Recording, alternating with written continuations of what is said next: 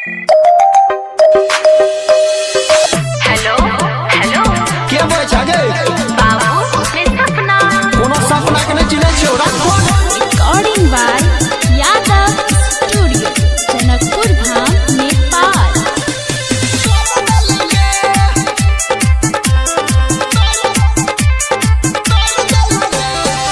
गलती हमर नहीं मजबूर छियो हरे इहे से तोरा से दूर छियो बाबू आई लव यू। गलती हमर नहीं मजबूर छियो हरे इहे से तोरा से दूर छियो।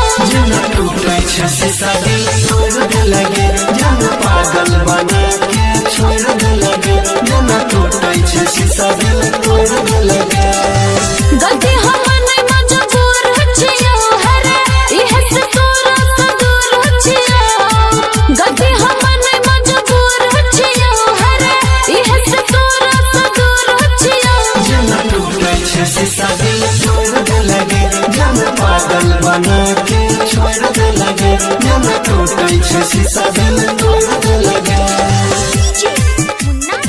डीजे दयानंद दिलदार सरस्वती स्थान कठरा दी टोल युवा स्टार म्यूजिक की शानदार प्रस्तुति।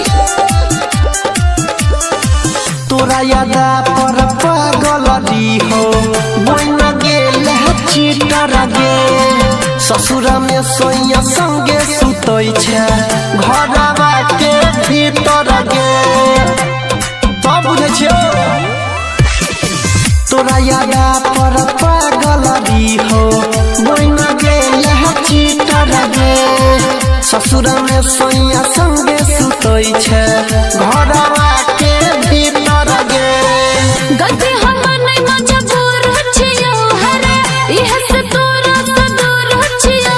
जना टूटे छे शीशा दिल तोड़ दे लगे जना पागल बना के छोड़ दे लगे जना टूटे छे शीशा दिल तोड़ दे लगे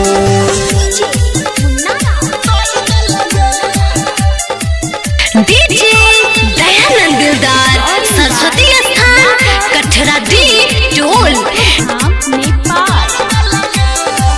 अनिल यादव डीजे मुन्ना फोटो देखी देखी जियै छौ याद में परवीन देवेंद्र दारू खूबे पियै छौ गे जा सुना अनिल यादव डीजे मुन्ना फोटो देखी देखी जियै छौ याद में बबलू गोपाल दारू खूबे पियै छौ गलती हमर नहीं मजबूर छियो हरे इहे से तोरा से दूर छियो।